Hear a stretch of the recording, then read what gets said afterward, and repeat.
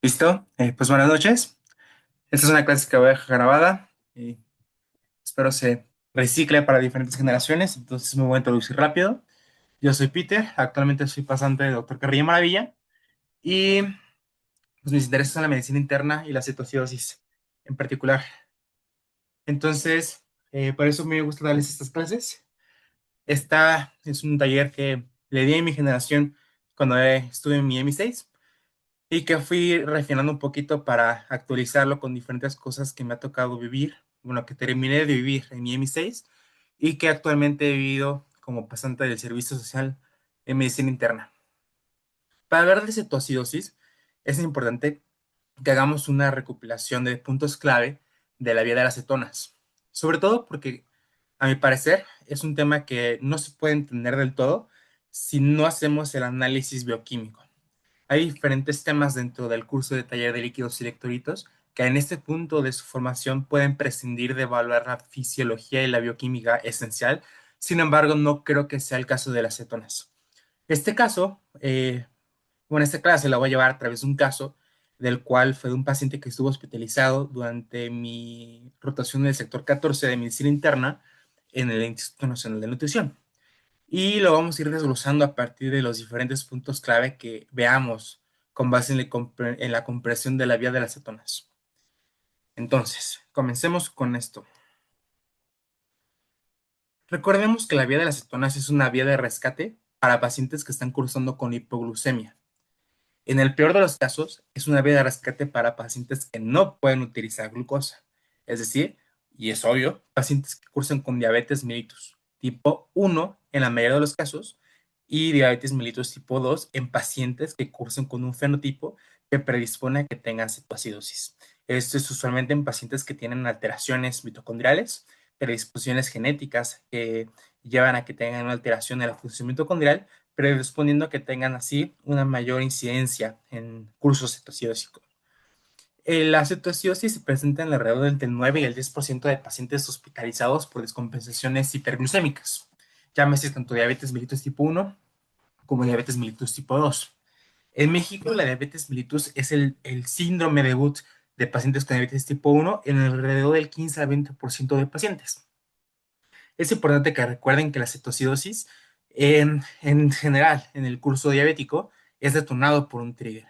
La mayoría de los pacientes, el trigger es infeccioso, llámese infecciones de vías urinarias, llámese neumonías, llámese sepsis en el peor de los casos, y en un porcentaje ya de adultos mayores, el trigger esencial llega a ser el infarto agudo del miocardio. Esto es lo que hace que la cetoacidosis diabética sea una urgencia médica y por lo tanto es importante que ustedes lean bien preguntas donde se les evalúe sobre cetoacidosis. Siendo esta una urgencia médica, su paso inicial de su abordaje es esencialmente el ABC.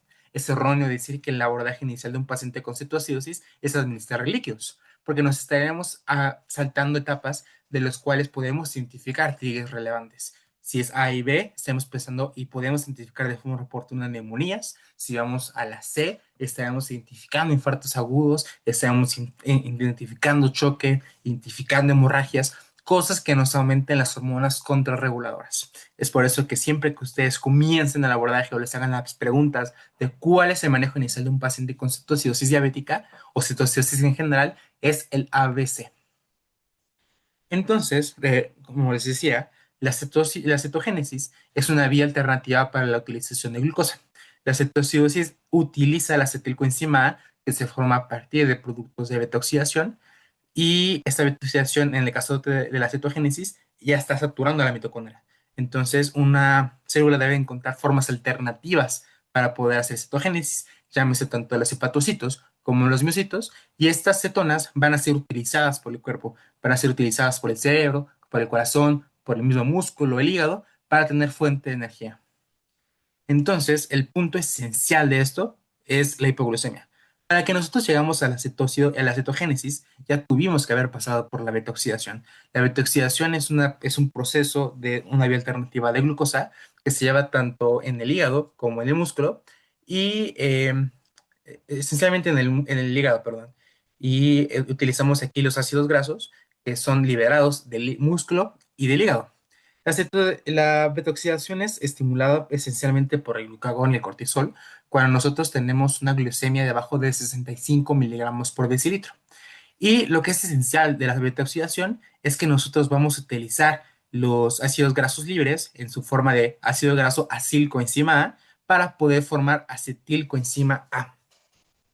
Este curso, la acetilcoenzima, si dan cuenta, es un byproduct de la conversión del beta-acetoacilcoenzima al ácido graso acilcoenzima A, y cada vez que nosotros vamos haciendo beta-oxidación, vamos estando quitando dos carbonos. Por eso estamos oxidando, que es la oxidación, es la pérdida de protones. ¿Cómo pierden protones nuestros ácidos grasos? A través de la acetilcoenzima A, que para que la hayamos formado, tuvimos que haber oxidado la molécula de beta-hidroxiacil a través de la reducción de la NAD.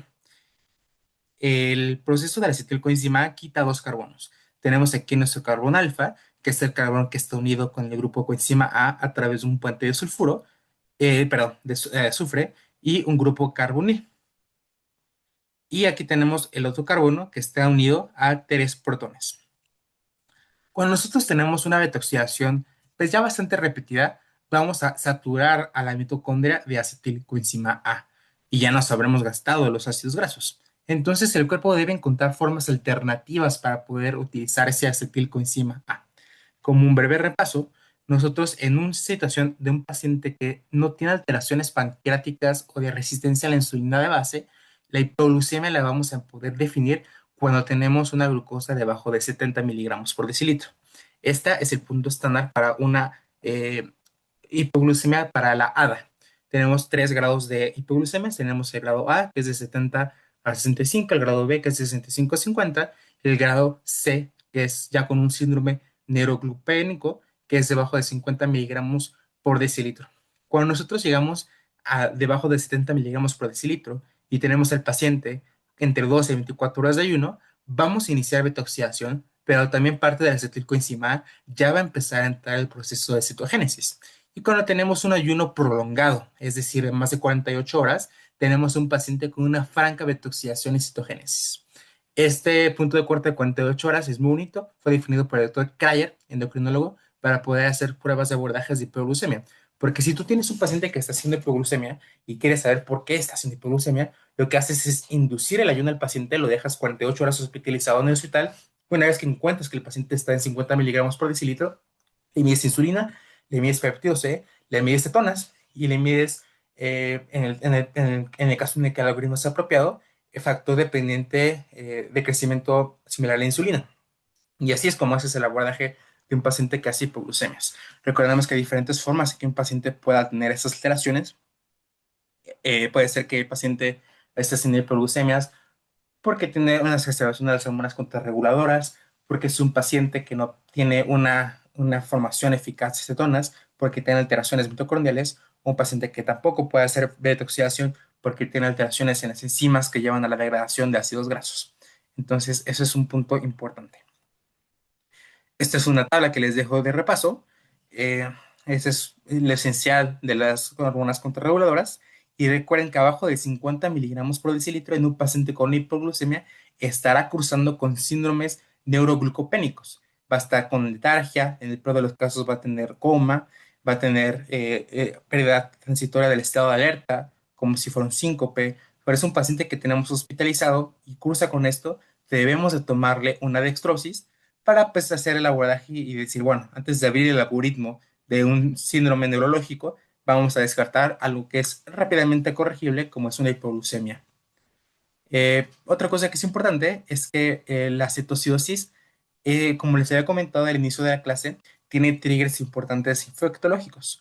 Durante la pandemia del COVID, especialmente entre marzo a noviembre de 2020, hubo un pico de incidencia hospitalaria de pacientes cursando con cetoacidosis, tanto para diabetes tipo 1 como para diabetes tipo 2. Y en este caso en particular, la cetoacidosis y diabetes en general tiene una mortalidad de más o menos del 1%. Sin embargo, en esas circunstancias, los pacientes llevaban a incluso a tener una mortalidad entre el 15 al 20%. Esto nos habla de un paradigma que era importante en ese contexto. Como no teníamos todavía las herramientas importantes para saber cómo tratar de forma eficaz al curso de neumonía grave por COVID, pues los pacientes se morían más. Tenemos un paciente con diabetes mellitus tipo 2 mal controlada, con todo lo que eso conlleva en un síndrome metabólico, pues naturalmente a esos pacientes les iba mal, tienen un peor pronóstico. Entonces eso explica por qué llegaban muchos pacientes con cetoacidosis siendo pacientes diabéticos mellitus tipo 2 y por qué también tenían una mayor tendencia a la mortalidad. Entonces, una vez que agarras tu acetilcoenzima, esa acetilcoenzima la vas a formar hacia acetonas. Tenemos tres cetonas. Tenemos el acetoacetato, el beta hidroxibutirato y la acetona. El acetoacetato es la forma que vamos a encontrar tanto en suero como en orina. Lo que es esencial de esta es que tenemos dos grupos carboniles, tanto en nuestro carbono alfa como en nuestro carbono beta. Lo que hace que una molécula sea una acetona y no un aldehído, como es el caso que pasa con algunos procesos metabólicos del alcohol o la glucosa, es que el aldehído, su carbono con un grupo carbonil, tiene un grupo prima, es decir, tiene un carbono unido a muchas cosas, y tiene un grupo hidrógeno terminal. Y en el caso de las cetonas, tenemos un carbono en un grupo carbonil, pero está enlazado con dos carbonos prima, carbonos unidos a mil cosas.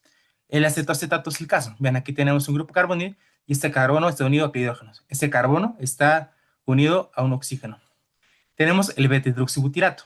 La diferencia entre el acetoacetato y el beta-hidroxibutirato es que en el carbono beta, y eso es lo que le da el nombre en esta nomenclatura, es que este grupo beta tiene un grupo hidroxilo. Este grupo hidroxilo, por las naturalezas propias de las cargas que hay cuando disolvemos un ácido en sangre o en cualquier líquido, es que va a tener tendencia a perder sus protones. Y eso va a hacer que tenga un involucramiento ácido. Y tenemos a la acetona, que la diferencia entre el acetoacetato y el beta-hidroxibutirato es que la acetona solamente tiene tres carbonos. Y su carbono carbonil, pues está unido a carbonos prima. Este está unido a tres hidrógenos y este está unido a tres hidrógenos. La diferencia entre el beta-hidroxibutirato con el acetoacetato es que el beta-hidroxibutirato no va a ser secretado en orina, solamente lo vamos a poder medir en suero. Y la acetona es una molécula volátil y esta es la que es aerolizada y es lo que da este característico aroma del paciente afrutado. La citogénesis, entonces, va a ser iniciada a partir de la acetilcoenzima A que estamos formando a partir de la beta-oxidación. Y esta acetilcoenzima se va a juntar con otra acetilcoenzima A y por medio de procesos que van más allá del propósito de la clase, vamos a formar una molécula que es similar a otras cosas que están involucradas en el metabolismo de lípidos, que es el beta-hidroxi beta-metilglutarilcoenzima A. Y eso le sonará porque es un sustrato para poder empezar a sintetizar colesterol. Aquí la molécula clave es la hidroximetilglutarilcoenzima sintasa. Para colesterol es la hidroximetilglutarilcoenzima reductasa. Una vez que nosotros tenemos a esta beta-metilglutarilcoenzima, se va a perder el grupo de acetilcoenzima que está terminal y vamos a formar el acetoacetato. El acetoacetato va a perder dióxido de carbono y también va a ser exhalado como acetona. El acetoacetato, para que pueda convertirse en beta-hidroxibutirato, va a donar el NADH un protón. ¿A dónde va a donar ese protón? A nuestro grupo de carbono beta. ¿Y eso de qué va a hacer? Que tengamos una diferencia de solamente un protón entre el acetoacetato y el beta-hidroxibutirato. Estos procesos son esenciales para que nosotros podamos tener un sustrato de tal forma que podamos conseguir energía de vías alternas. Em, Ese es un resumen de lo que nos sucede. Tenemos aquí el acetilcoenzima A, que puede entrar al ciclo de Krebs o cuando ya tengamos saturada en esta mitocondria, va a ser utilizada para cuerpos cetónicos. Si se dan cuenta, cuando nosotros tenemos cetogénesis, vamos a tener antes de la cetogénesis la betoxidación. La betoxidación va a estar formando muchas moléculas de NADH+. Cuando nosotros saturamos a la célula de betoxidación, no vamos a tener forma de poder depurar de estas moléculas reducidas. Y estos protones son los que van a empezar a disociarse y a hacer que tengamos un entorno ácido. También la betoxidación con la acetilcoenzima A, los procesos involucrados en la propia síntesis de acetilcoenzima A forman protones. Entonces, también en esa circunstancia, vamos a hacer que el propio proceso de betoxidación y la propia citogénesis en sí, esos procesos forman protones. Porque una vez que nosotros creamos el acetacetato, el beta-hidroxibutirato y la acetona, no siempre se van a encontrar en el suelo, o más bien, la mayoría de las veces no van a ser formadas en su forma cívica, van a ser formadas en su estado de base conjugada, en sus sales. Entonces, para bioquímicamente hablando, lo que da la acidez en un estado de cetoacidosis no son los cuerpos cetónicos como tal, es todo lo que vino antes, toda la betaoxidación exacerbada y toda la cetogénesis exacerbada, todas las moléculas reducidas de NADH y todas las moléculas o todos los protones que fueron formados a partir de los procesos de fosfato involucrados para la síntesis de estos cuerpos cetónicos. Estos cuerpos cetónicos, nada más para darles un poquito de breviario, pues son utilizados por las mitocondrias del corazón, del cerebro, etcétera. El proceso de la citogénesis va a ser esencialmente hepático y vamos a utilizar estas moléculas tan bonitas que son las cetonas para poder hacer un proceso reversible de lo que era la cetogénesis. Es como si le dijéramos al reverso. Y una vez que lo hacemos al reverso, pues ¿con qué iniciamos la cetogénesis? Con dos grupos de acetilcoenzima A. Y esa acetilcoenzima A, en el caso apropiado de que no haya un entorno ácido, van a entrar al ciclo de Krebs. ¿Cómo?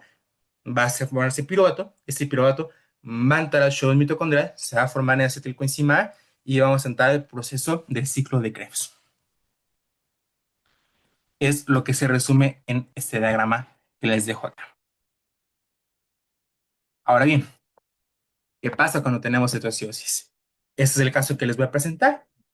Es un caso que cuando yo era M6, lo presenté como M6. Entonces vamos a ir agregando algunas cositas que muy probablemente por la etapa académica en la que me encontraba, pues omití. La marca Triage, estás tú como R1 de urgencias, que es un R1 que está esencialmente enfocado a llevar al paciente, a los pacientes a tu sector, ¿no? Vas a llevar al sector 14 a un paciente, pero te van a presentar lo que sucedió en urgencias. Te comentan que llegó en la madrugada un paciente de 44 años. Tú entras a ver su expediente y te das cuenta de que el paciente tiene seguimiento por endocrinología y por medicina interna general. ¿Por qué? Lo más probable es de que en endocrinología tenga diabetes. Entonces, bueno, esperas que en urgencias se haga lo que se tiene que hacer cuando tengan su paciente en urgencias, que acuérdense, siempre que tengan un padecimiento que sea de urgencias, nunca respondan antes el tratamiento o el algoritmo diagnóstico. Acuérdense siempre es el ABC. Es un error muy común. Por más obvio que sea, eso es lo que ustedes tienen que tener en mente. Entonces, en urgencias se atiende a un hombre de 44 años, extraído por su hermana. La hermana le refiere que el paciente es cocinero, es soltero, vive con sus padres y tiene dos hijos de 22 y 24 años que no lo ven. Se sabe que el paciente consume alcohol desde los 15 años, o sea, ya lleva 30 años casi siendo alcohólico, y este es a base de destilados y de fermentados. Siempre que ustedes interroguen alcoholismo, interroguen qué tipo de alcohol es. No es lo mismo consumir vino a consumir cerveza, a consumir destilados basados puramente en etanol, a consumir tonallá, a consumir aguas locas, a consumir alcohol, etanol mezclado con metanol. Por eso es importante e iremos viendo por qué. Se sabe que los últimos 4 años el consumo de él es aproximadamente 500 mililitros al día de alcohol. ¿Qué alcohol? De fermentados. Entonces, aquí es en urgencias y en la vida uno tiene que saber siempre cuáles son las medidas estandarizadas de alcohol. Acuérdense que el alcohol lo evaluamos nosotros en bebidas estándar internacionales. ¿Cuál es el equivalente de una bebida estándar? Este les puse lo de España porque es más o menos similar a cómo se considera en México. En México, una bebida estándar es equiparable a 100 mililitros de una copa de vino, 250 a 300 mililitros de cerveza, o sea, una latita, y de 30 a 40 mililitros de licor destilado puro, o sea, un caballito. Entonces, ¿qué pasa cuando nosotros tenemos un paciente que toma casi 4 veces lo de una bebida estándar? Perdón, cada 4 veces, no, 10 veces lo de una bebida estándar, porque toma 500 mililitros de licor destilado, que son 40 grados de alcohol. Aquí les dejo esta gráfica. A medida que tú vas aumentando de 10 en 10 tus consumos de alcohol a la semana en una bebida estandarizada, tienes un aumento exponencial logarítmico de mortalidad. Este paciente se toma esas 10 bebidas no en un día, digo, no en una semana, sino en un día. Imagínense entonces cuál es el riesgo de base que tiene para que el paciente fallezca. O sea, nos estamos enfrentando a un paciente que ingresó a urgencias con muchas cosas de riesgo. El paciente, su padecimiento actual es que llegó con vómitos de pozo de café, 4 en un día. Y las cosas, y dices, ok, el paciente está teniendo un sangrado de tubo digestivo alto. Puede ser que haya sido vómito por úlcera, vómito por sangrado de tubo digestivo alto asociado a un padecimiento varicial. Pero en este caso, haces el abordaje obvio y sabes que lo más probable es de que haya sido por un trastorno varicial. El paciente es joven, pero ya tiene un alcoholismo crónico de alto riesgo. El paciente del seguro tiene cirrosis y una descompensada. Acuérdense que una cirrosis descompensada se caracteriza por tres cosas: una citis, una encefalopatía hepática o un sangrado varicial. Los pozos de café tienen 2 días de evolución. Previamente se sabe que el paciente estuvo en fiestas con un consumo excesivo de alcohol. ¿Qué alcohol? Ahí sí no sabemos. Sabemos que el paciente consume mucho etanol en su forma de destilados y de fermentados. Pero ¿qué sabrá consumir en esa fiesta? No sabemos. Se sabe que el paciente ya tenía seguimiento por parte de medicina interna y de endocrinología en 2024. Este caso es de 2025. Entonces lleva al menos un año con mal control y en estos últimos 2 días el paciente interrumpió sus medicamentos para la diabetes. El paciente ingresa consciente, orientado y agitado. Entonces, esto nada más es un brevero y esto los quiero enfatizar porque puede ser pregunta de ese examen. Un sangrado de tubo digestivo alto, a cualquier paciente le iniciamos ABC.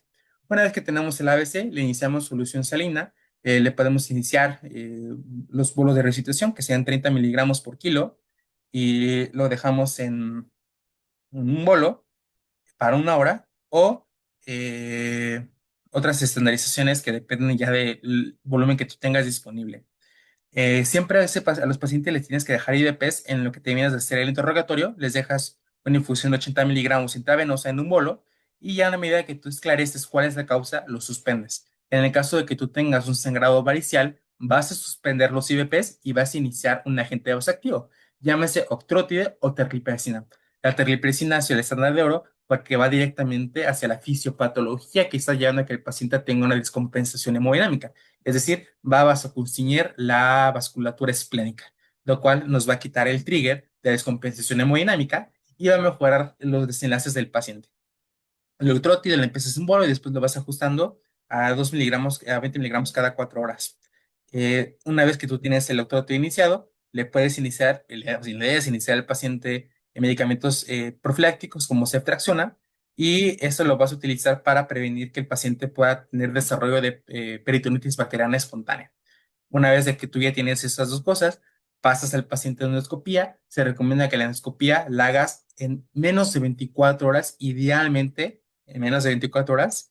Y una vez que sale el paciente, le dejas el octrótide o la terlipresina un ratito más, le comienzas dieta líquida y lo hospitalizas. Entonces, todo eso pasó mientras el paciente estaba en urgencias. Le haces el sample a la familiar. Sabemos que entonces que el paciente ha vomitado, no tiene alergias, sus medicamentos son metformina, y es importante, pues es el medicamento base para muchos de los síntomas metabólicos. Tenemos también el paciente que tiene insulina glargina, que pues es una insulina de larga duración, es nuestra insulina que no tiene picos y que va a ser nuestra insulina de base. Tenemos a la insulina rápida, que es para hacer en bolos. Tenemos a la sitagliptina, que es un inhibidor de DPP4, que sabemos que puede tener cierto beneficio para pacientes que no son respondedores a la metformina, es barata y no es igual de potente que otros medicamentos ya nuevos, pero es lo que tenemos disponible y pues con buena evidencia en el sistema de salud. Tenemos empagliflozina. Una vez tan pronto leas que empagliflozina, sabes que se abre el algoritmo de enfermedad renal. Tenemos telmisartán. Y el telmisartán es un ARA2 excelente, tiene una potencia extraordinaria y también es un agonista parcial del PPAR gamma, lo cual es efectivo para pacientes con cetoacidosis, perdón, con síndrome metabólico o con diabetes. El paciente tiene ROSU. La ROSU no se especificó cuál era la dosis, pero pues sabemos que si tienes un paciente entre 19 y 75 años con diabetes diagnosticada, sí y solo si tiene una LDL arriba de 190 miligramos por decilitro, es apropiado iniciarle estatinas de alta intensidad. Y en caso de que no nos encontremos en esa zona tan tangente, es importante que le hagamos el score esencial a los pacientes. A todo paciente que tú le diagnosticas diabetes, debes hacerle un score de riesgo cardiovascular. Este score en México se recomienda que sea con el Globo Risk, que tiene puntos de corte, pues un poquito ahí medio interesantes, que es de 7.5, menos de 5 a 7.5, de 7.5 a 20 y de 20 para arriba. Después tenemos el Prevent, que es para Estados Unidos, y tenemos el Score, que es en Europa. Y Histofil, pues probablemente tiene deficiencia de vitamina D. Entonces te vas a los padecimientos y sabes que el paciente tiene diabetes mellitus tipo 2, enfermedad crónica grado 1, hipertensión arterial, pancreatitis aguda leve. ¿Por qué? Pues muy probablemente es que haya sido alcohólica. El paciente ya tiene un trastorno de alcohol establecido. E incluso es definido como trastorno por consumo crónico de alcohol moderado a grave. Tiene trastornos de depresión mayor recurrentes sin cumplir con el diagnóstico de trastorno de depresión mayor crónico. Ahorita la verdad es que les mentiría si les dijera que me acuerdo cuál es el nombre. Ahorita me acuerdo distimia y deficiencia de vitamina D. El paciente ha estado en ayuno una semana. ¿Cuál es el punto de corte para saber que tenemos una exacerbación de beta-oxidación y de el proceso de, de cetogénesis? 48 horas. El paciente ha estado en ayuno una semana, sin sus tratamientos para diabetes, vomitando por sangrado de tubo digestivo alto y además consumo excesivo de alcohol. El paciente tiene tres áreas importantes para que esté desarrollando cetoacidosis. En el caso no llegó el paciente por cetoacidosis, llegó por un sangrado de tubo digestivo alto. Pero cuando tú le tomas una gasometría, pues vamos a ver y vamos a ver el algoritmo del manejo que se hizo posterior. Una cosa que es importante es que el paciente tiene enfermedad renal crónica y además estaba sangrando. Cuando tú tienes un paciente con enfermedad renal crónica, varios de los riesgos que pueden llevar a que desarrolle una AQI por un evento agudo de sangrado, pues es la edad, es su etnia, factores genéticos, hipertensión, diabetes mellitus y síndrome metabólico. ¿Qué tiene este paciente? Tiene hipertensión, diabetes y síndrome metabólico. El paciente por desangrado puede desarrollar primero una enfermedad renal, una lesión renal aguda, hemodinámica, y después hacer una intrínseca, dependiendo del grado de necrosis que pueda llegar a tener por la ausencia de irrigación. Esta parte no se abordó en esta hospitalización porque afortunadamente el paciente no hizo, se le dejó una sonda urinaria, nunca hizo oliguria y pues obviamente por alteraciones cerebrocríticas que eran correspondientes al trastorno de que vamos a ver en esta clase, no se le hizo el abordaje para hacer el FENA, el FEBUN y así tipificar una lesión renal aguda. Pero ¿qué pasa si tienes un paciente con enfermedad renal crónica? Esta lesión renal aguda, cuando recupere de la lesión renal aguda, va a poder tener una progresión o un estadio más grave de la enfermedad renal crónica. Va a tener peores desenlaces cardiovasculares, puede incluso progresar a enfermedad renal crónica terminal, va a tener mayor riesgo de discapacidad y una calidad de vida disminuida, evidentemente va a tener mayor riesgo a mortalidad. Por eso es importante que estos pacientes pues les hagamos un buen perfil hemodinámico, un perfil de química sanguínea, incluyendo pruebas con fósforo, magnesio, potasio, bicarbonato, sodio, y así tipificar cómo estamos respondiendo el riñón. Obviamente le tenemos que medir creatinina, la vamos a medir día a día para ver que no esté progresando una enfermedad renal aguda, le vamos a hacer un ultrasonido en caso de que nosotros sospechemos que la causa va a ser renal y vamos a hacer el manejo adecuado en caso de que tengamos en un conjunto un síndrome de hipercalemia, acidosis, hiperfosfatemia, lo cual es común en pacientes que tienen enfermedad renal crónica y desarrollan un AQI. Entonces, cuando el paciente llega a urgencias, se le toman unos laboratorios y encontramos que el paciente afortunadamente no está anémico, tiene una hemoglobina de 15.6. Considerando que tiene un trastorno por alcohol, podemos pensar que tendría ciertas deficiencias vitamínicas, como las que producen anemia megaloblástica. El paciente no las tiene, no tiene un trastorno inflamatorio, tiene leucocitos normales, neutros normales y plaquetas en 180. Le tomaron una gasometría en la urgencia. Y el paciente, una vez que sale de la hospitalización, bueno, de la intervención por el sangrado de tubo digestivo, encontramos que tiene un pH de 7.10. Entonces empiezas a hacer tu algoritmo de 5 pasos. Entonces vas a ver cómo está su dióxido de carbono. Está en 5.5. El paciente tiene un bicarbonato de 1.7. Dos cosas extraordinariamente anormales. El PCO2 está bajísimo y el bicarbonato está bajísimo y está en un pH normal. Tenemos un exceso de base de 25.1, tenemos un sodio de gasometría. Pregúntense, entonces, ¿este sodio lo tengo que corregir si tengo una glucosa alterada? ¿Cuál es la respuesta? No, porque la gasometría nos está midiendo iones. Tenemos un potasio normal en 4,2, tenemos una glucosa en 581, tenemos un lactato en 9,3. Pero ¿cuál te llama la atención? El paciente no está hemodinámicamente inestable. El paciente lo interviniste. El paciente ya se le hizo una endoscopía y se corrigieron causas de sangrado. El paciente no está haciendo hipoxemia y el paciente tampoco tiene anemia, como para estarnos pensando que está sangrando por algún lugar. Entonces, algo está haciendo que se esté acumulando el lactato. Tiene un ion gap de 51,8, lo cual es ridículamente alto. Entonces, aquí te haces cuatro preguntas. ¿Esta hiponatremia es grave? La respuesta, ¿cuál es? Sí, porque es una hiponatremia medida en gasómetro.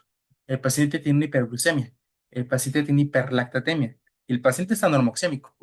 Entonces, esto nos puede ayudar a abrir de forma apropiada el algoritmo de ácido base con los 5 steps. Entonces, pausen el video y hagan el ejercicio rápido en su mente, en el que yo me tomo mi café. Entonces, este seguimiento a la hora y para que tú le hagas el seguimiento, ya tienes un nombre y apellido del trastorno que tiene el paciente. El paciente tiene una acidosis metabólica no compensada con un trastorno de alcalosis respiratoria concomitante. Eso es obvio, no tienen que hacer ni siquiera los 5 steps. Tiene anion gap elevado y no tiene un trastorno metabólico adicional. Entonces, nombre y apellido, acidosis metabólica anion gap elevada, no compensada con alcalosis respiratoria concomitante. Y el anion gap obviamente está elevado por el lactato, es obvio, pero también tiene glucosa muy elevada en un paciente con ayuno, en un paciente con alcoholismo y en un paciente con diabetes mal controlada. Entonces tenemos que buscar dirigidamente las cetonas. Es como ejercicio rápido, pues les haces el Goldmark. Entonces, vamos a ir viendo. El paciente tiene riesgo para haber hecho glicoles, pues le hicieron, aquí se lo sometí, se le hizo el Smaller Gap, estaba bajo de 10, entonces al menos sabemos que en sus fiestas no tomó alcohol de dudosa procedencia y de paso descartamos el metanol. El paciente no tiene antecedentes de consumo de paracetamol, incluso todo lo que pasó en la fiesta era por alcohol, entonces descartamos la 5-oxoprolina. El paciente está acumulando lactato.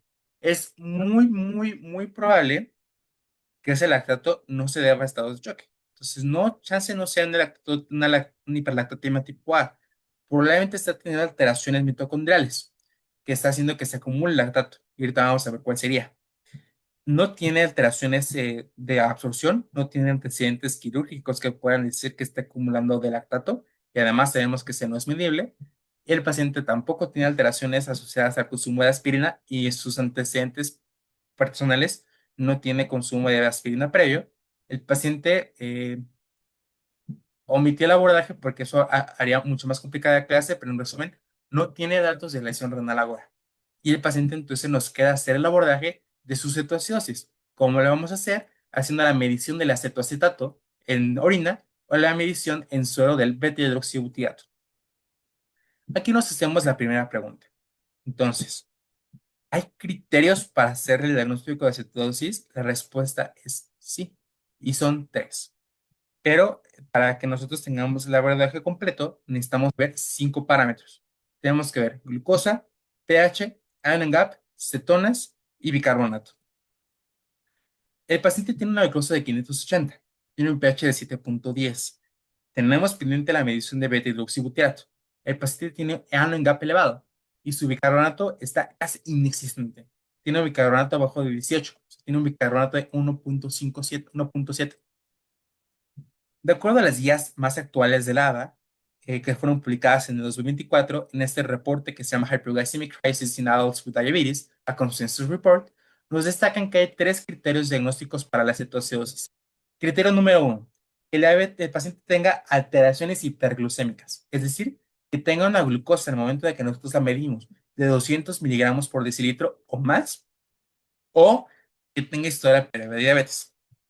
Los algoritmos viejos, incluso los de la guía de práctica clínica mexicana, todavía toman en cuenta el corte de 250, el cual es desactualizado y nos puede dejar sin abordar a varios pacientes que apenas están haciendo una hiperglucemia evidentemente grave.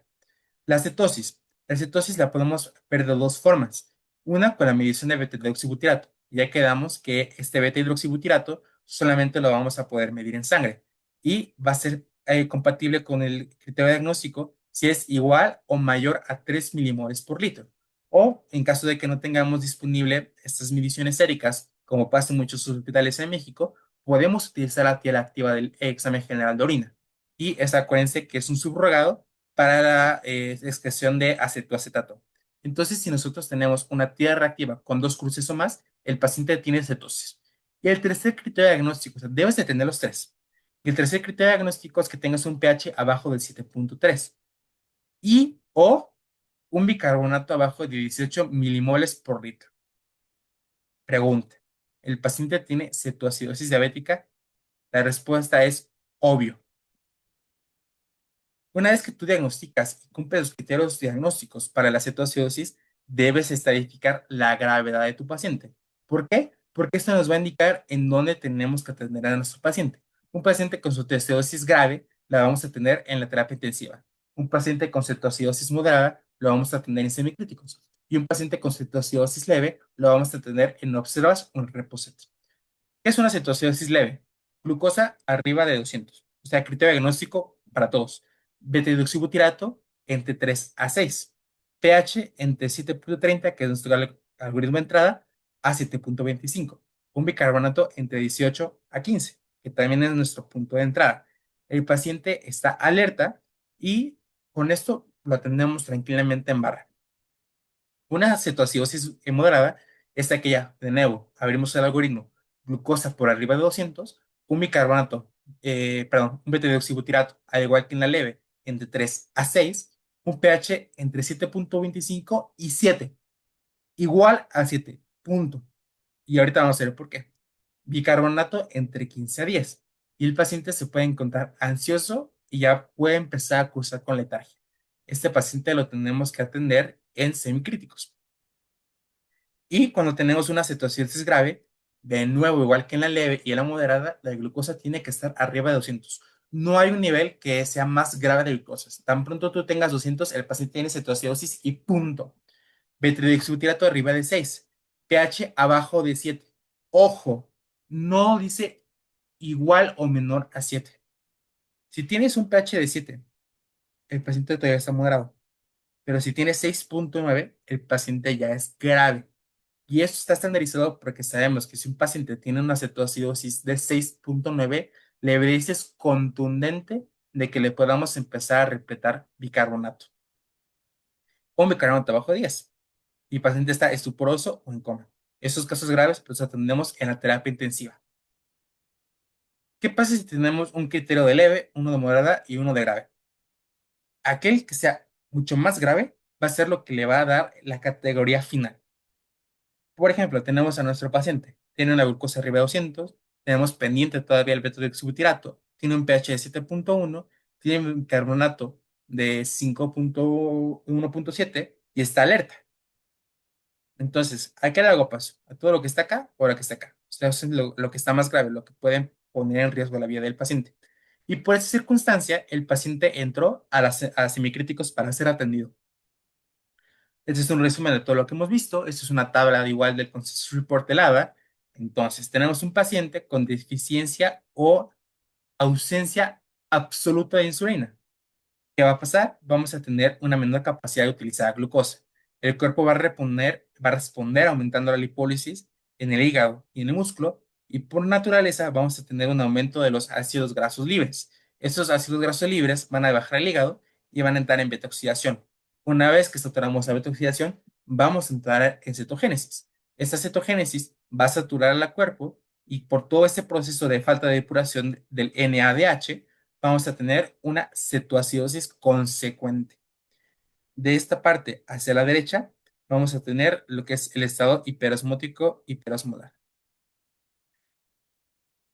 Esto, si se dan cuenta, es muy similar en tanto en ayuno, porque en ayuno ya no tenemos glucosa para utilizar, o en diabetes mal controlada, que tenemos un trigger que nos lleva a esta parte de la fisiología de las cetonas. ¿Qué pasa cuando un paciente consume mucho alcohol? Cuando un paciente consume mucho alcohol, vamos a formar acetilaldehído. Esta formación de alcohol acetilaldehído lleva a que tengamos que reducir moléculas de NAD a NADH. Si tenemos mucho alcohol, vamos a aumentar demasiado el NADH sobre NAD y vamos a tener así una mayor proporción NADH reducido sobre oxidado. Este acetilaldehído va a convertirse en acetato. Y igual, ¿qué vamos a hacer para que pueda convertirse en acetato? Pues vamos a tener que reducir NAD a NADH. Acuérdense, redox is always, oxidation is a loss, reduction is a gain. ¿Qué se mueve y qué se pierde? En los protones. Entonces, tenemos una combinación del acetato.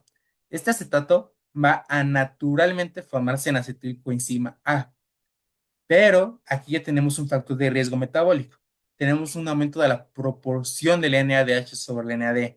Nuestra célula está comenzando a acidificarse. Entonces, esta acetilcoenzima A no va a regresar a su forma de piruvato para entrar al suelo mitocondrial y entrar al ciclo de Krebs. Va a entrar a otro proceso. Tenemos que depurar al cuerpo de NADH y de forma rápida. Entonces, ¿qué vamos a hacer? Vamos a entrar en un proceso de formación de lactato. Acuérdense que el lactato es la vía que tiene el cuerpo para poder reciclar NADH reducidos y tener más disponibilidad de NAD. Entonces vamos a tener lactato aumentado. Si le sumamos que el paciente tiene baja ingesta, está ayunado o está con depresión de volumen, como es el caso del paciente porque estuvo vomitando, porque tenía sangre de tubo digestivo alto, le estamos dando todo el sustrato para que estemos en este esquema que estamos viendo en esta diapositiva. Y esto explica por qué teníamos un lactato de 9.3 a pesar del control hemodinámico, porque estábamos saturando la célula de este proceso acídico de NADHs y eso nos está llevando a que no podamos utilizar el piruvato. No estamos pudiendo utilizar ese piruvato para entrar al ciclo de Krebs. El paciente está teniendo alteraciones en el uso de energía y el cuerpo está tratando de compensarlas aumentando la cetogénesis. Tenemos la cetogénesis inducida por ayuno, la cetogénesis inducida por la diabetes y tenemos ahora una cetogénesis inducida por el acetoacetato que se formó desde atrás hacia el alcohol y con esta proporción aumentada de NADH sobre NAD, este acetoacetato va a formarse en beta-hidroxibutirato. Tenemos un cuerpo disfuncional. No podemos responder hacia las ausencias, hacia las carencias energéticas. Y es por eso que esto llega a ser tan grave, porque no podemos utilizar energía, no podemos utilizar esas cetonas, no podemos utilizar ácidos grasos, no podemos utilizar glucosa. Estamos acumulando lactato, estamos dañando la mitocondria. Su resumen de lo que hemos visto. Este es un diagrama de todo lo que hemos estado comentando. Un artículo de viejito que se llama The Fasting Mind, que se dan cuenta cuando estamos en un ayuno, vamos a aumentar las cetonas. Vamos a tratar de usar ácidos grasos. Pero ¿qué pasa cuando un cuerpo ya no puede responder a eso? Tenemos que ayudarle porque el paciente ya eso va a llevar a que esté no entrando en betoxidación, no entrando a cetogénesis, está entrando a cetoacidosis porque no puede depurar el NADH, no puede utilizarlos porque acuérdense que el NH es lo que va a donar protones a la cadena de fosforilación oxidativa y así generar ATP, entre 32 y 34 ATPs. Estamos teniendo un cuerpo disfuncional y eso es el punto de partida para diferenciar entre una cetogénesis normal y una cetoacidosis. ¿Y qué explica la cetoacidosis? Pues ya que habían comentado en las clases previas de su curso de líquidos y electrolitos, se explica con la ley de Bronsted y Lori.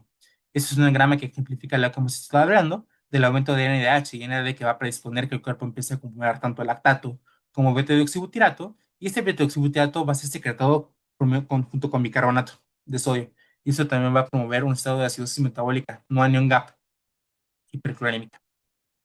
Ese trastorno por alcohol se presenta en el 25% de pacientes que ingresen con algún trastorno asociado al consumo de esta sustancia. La acetoacidosis alcohólica es responsable del 7% de muertes. O sea, 7 de cada 100 pacientes no es un número despreciable.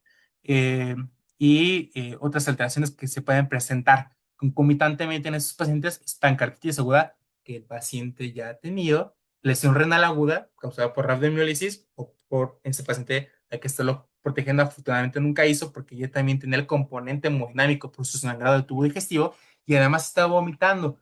Y eso explica la hiponatremia. Es una hiponatremia hipotónica hipovolémica. Acuérdense cómo estaba la osmolaridad. La osmolaridad estaba en 265. ¿Cuál es la osmolaridad normal del cuerpo? 290 más menos 10. O sea, el paciente estaba francamente hipotónico. Entonces, eso va a explicar el algoritmo que le vamos a hacer después. El paciente también puede ser encefalopatía de Wernicke o sepsis asociada con una insuficiencia respiratoria aguda. Estos son los mecanismos de este mismo algoritmo que nos habla que el paciente con con una alteración metabólica por alcohol va a ser cetoacidosis, va a ser acidosis láctica, va a ser una acidosis metabólica hiperclorémica con el NGAP normal, va a ser alcalosis metabólica por el vómito y cosa que también estaba pasando con el paciente, una alcalosis respiratoria. Y este paciente pues estaba taquipnéico. Entonces también eso está explicando la alcalosis respiratoria natural de este paciente. Ahora bien, atendimos el ABC, atendimos el algoritmo. Sabemos que el paciente cumple con criterios diagnósticos de cetoacidosis diabética. Ya tenemos nuestra primera gasometría. ¿Qué tenemos que hacer? Tenemos que ver el estado de hidratación del paciente, porque eso nos va a indicar cuál va a ser la terapia de fluidos que vamos a iniciar. ¿Cuál es el primer abordaje de diagnóstico terapéutico? Una vez que tenemos diagnosticada una cetosis diabética, es iniciar fluidos.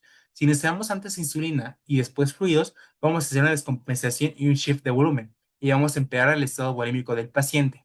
Entonces, si tenemos un paciente en choque, vamos a subir el algoritmo de choque. Punto.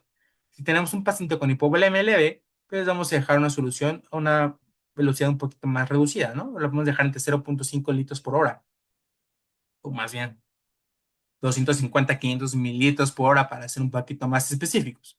Y si tenemos un paciente con hipovolemia grave, podemos iniciar resolución salina 0.9% en un litro en una hora. También, una vez que sabemos que el paciente es hipovolémico leve, debemos de ver cuál es su estado de sodio. El paciente puede estar hipernatrémico. ¿Qué puede ser que un paciente esté hipernatrémico en el contexto de una cetoacidosis de un paciente con alcohol? Es que no estuvo consumiendo agua, que no fue el caso del paciente. El paciente puede tener neumotemia y estos dos casos los podemos abordar con una solución salina 0.45% con una dosis de un paciente que no requiere rescate, que es de 250 a 500 mililitros hora. Pero ¿qué pasa si tenemos el paciente hiponatrémico? Hacemos el abordaje de un paciente que tiene hiponatremia leve asintomática, como con solución salina 0.9% con 250 a 500 mililitros hora. Sin embargo, literatura más actual indica que incluso en estas circunstancias de una hipovolemia leve con hiponatremia, podemos iniciar solución de Hartmann, porque así le estaremos quitando al cuerpo el riesgo de poder hacerse acidosis hiperclorémica con NGAP normal, que suele pasar cuando damos solución salina 0.9%. Entonces, vean, aquí el paciente se le inició solución Hartmann de un litro en una hora y se le dio 20 miliequivalentes de cloruro de potasio. ¿Por qué? Siempre, antes de soltar la insulina, debes de medir el potasio. Y es obvio por qué. Acuérdense que el potasio entra a la célula gracias a que la insulina estimula la bomba de sodio potasio ATPase. No puedes iniciar su insulina si no sabes cuánto tiene de potasio tu paciente. Hay circunstancias donde puedes iniciar insulina y al mismo tiempo darle una protección al paciente con entre 20 y 30 mil equivalentes de cloruro de potasio, que saben que esa velocidad la podemos dar por intravenosa periférica. Este fue el caso. Al paciente se le inició insulina, ahorita vamos a ver cómo, cómo titulamos la insulina, le dejamos la solución de Hartmann y le damos una protección con cloruro de potasio. Entonces, vean, más o menos en 12 horas y lograron que el sodio estuviera en rangos normalitos, en 3.000 equivalentes. Recordemos que podemos tener una corrección lenta con alrededor entre 6 4 y 6 mil equivalentes en 24, o una corrección rápida entre 8 a 10 mil equivalentes en 24. Entonces, eso nos va a permitir que no podamos hacerle el riesgo de que el paciente haga desmineralización continua. Y aquí tenemos el potasio, está en 4.8. ¿Qué pasó para que te subiera de 4.8 y se tronara a 3.9? Es obvio. Aquí nos están diciendo que se le inició insulina. Si no hubiéramos dado la protección del potasio, ese potasio se hubiera tronado. Entonces, por eso era importante hacer la protección con los 20 mil equivalentes. Este es un extracto, ahorita hablando de terapia de fluidos, del propio consenso LADA, que nos dice que en estudios observacionales, incluso prospectivos y metaanálisis, se ha encontrado que la solución de Ringer lactato y el Plasma Light 148 y la Hammond en otras circunstancias hace una corrección mucho más rápida de la cetoacidosis diabética. Y tiene mucho sentido, porque no estamos haciendo que el cuerpo se acidifique por otras cosas que no sean las cetonas. Entonces, por eso la tendencia actual es utilizar estas soluciones en vez de la solución salina 0,9%. Acuérdense que la terapia de fluidos es una terapia, es como un medicamento. Si lo indicamos inapropiadamente, vamos a causar iatrogenias. Eso es un artículo del 2021 que es una editorial que se llama Fluid Management in Diabetic Ketoacidosis en Nutric for Dogs. Entonces, ¿qué pasa si hacemos una mala indicación? Inmediatamente el paciente puede hacer acidosis, se puede deshidratar, va a hacer mucho shift, va a acumular líquido. Después, eso nos puede llevar a que el paciente haga lesión renal aguda, va a hacer edema, va a tener más tiempo en el hospital y a largo plazo podemos predisponer a una enfermedad renal crónica, insuficiencia cardíaca, deterioro cognitivo y una reducción en la calidad de vida. Ok, ya viste tu potasio y ya iniciaste tu terapia de fluidos. Toca la insulina. La insulina que vamos a indicar siempre va a ser la intravenosa. Podemos iniciar con la regular. En algunos casos, que ya es la tendencia mucho en la actualidad, es que si tenemos una cetoacidosis leve, podemos incluso iniciar de una vez junto con nuestro bolo de insulina, nuestra insulina subcutánea rápida. Y en caso de moderados y graves, que es lo que vamos a enfocarnos para temas de examen y temas de tsunami y temas de todo, es vamos a iniciar nuestra insulina regular en un bolo intravenoso de 0,1 unidades por kilo. Y una vez de que pasó ese bolo, vamos a dejar una infusión continua igual intravenosa de insulina regular de 0,1 kilos por hora. Eso es un resumen de lo que hemos hablado.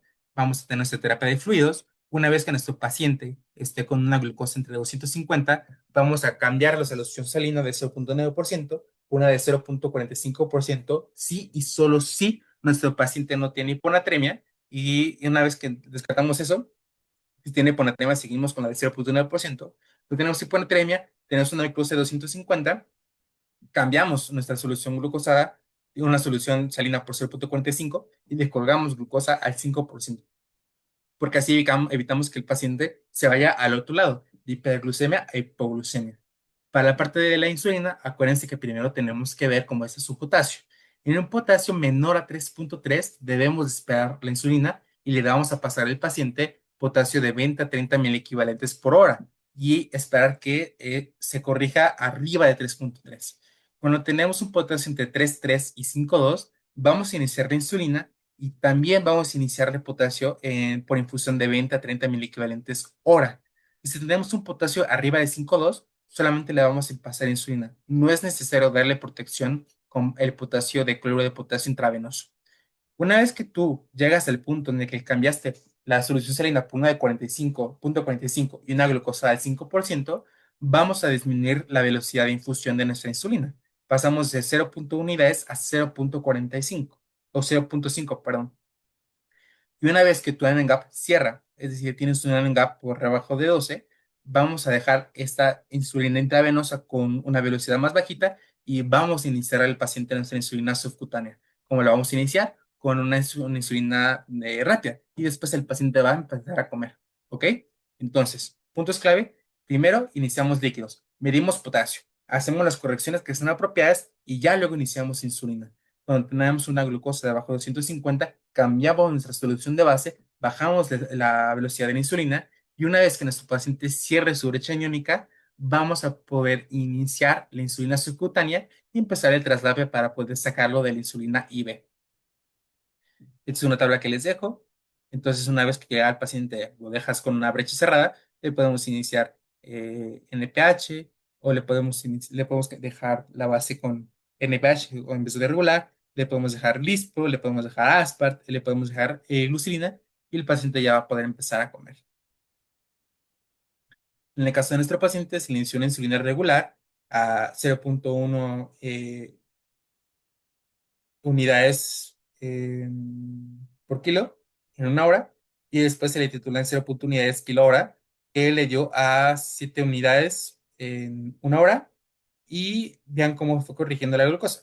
Pasó de 509 y en menos de 12 horas llegó a 228. Entre 264 y 228 se hizo el cambio de solución y lo más probable es que también la disminución de la insulina, como la habíamos visto previamente.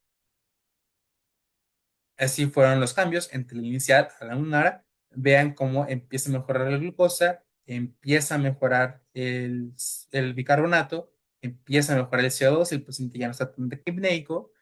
Y recuérdense, puntos clave, la glucosa la medimos cada hora por medio de dextrosis, el sodio y el potasio los vamos a medir cada 2 horas y el resto de la química sanguínea y de los electroséricos los vamos a medir cada 4 a 6 horas. Es importante que chequemos también el fosfato. Acuérdense que una vez que iniciamos insulina, el fosfato va a tener un shift intracelular con la insulina y eso nos puede afectar nuestra vía de Rappaport-Bevering, que es la vía dependiente del fosfato que va a hacer que el oxígeno pueda desacoplarse de moléculas de glucosa que se encuentran en la membrana del eritrocito. Entonces, si tenemos hipofosfatemia, no vamos a poder hacer ese desacoplamiento de forma apropiada y el paciente va a poder cursar con problemas de oxigenación. Entonces, por eso es importante que si identificamos fosfato, le hagamos la represión de forma apropiada. Y pues si ya sabemos que podemos también proteger al paciente de la hipocalemia inducida por insulina, pues naturalmente uno puede pensar que podemos hacer la represión con fosfato de potasio. Después de 24 horas, perdón, después de 12 horas, el paciente tiene un pH de 7,45, un PCO2 de 25, un sodio de 128, no lo sobrecorrigieron, un potasio de 3,7, glucosa de 2,28, lactato de 1,7, pícar de 7,9, un anion gap de 27 y una osmolaridad sérica de 2,69. Pausen el video y respondan. ¿El paciente cumple con criterios de resolución de cetocidosis diabética? La respuesta es no.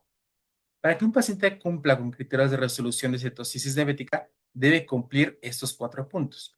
Tiene la glucosa abajo de 200, un pH arriba de 7,3, cetonas medidas debajo de 0,6 y Vicar arriba de 18. Si se dan cuenta, el anion gap no entra como criterio de resolución, porque el Vicar lo consideraste desde antes para poder hacer el traslado de insulina IV a insulina subcutánea. Entonces, ¿qué pasó con este paciente? Pues lo subieron a nuestro sector para poder hacer la corrección apropiada. Mantener el esquema de insulina basal subcutáneo, dejar el esquema de insulina preprandial en bolos con la insulina subcutánea de tipo rápida, se le dejó lispro, mantener al paciente comiendo, hacer las correcciones apropiadas de sodio y potasio en caso de que fuera ameritado, y ya la corrección total se hizo en piso de hospitalización, no en semicríticos, que es donde estaba antes y donde vimos todo esto que vimos previamente, y ya con eso el paciente se fue de alta con un esquema ajustado, ¿no?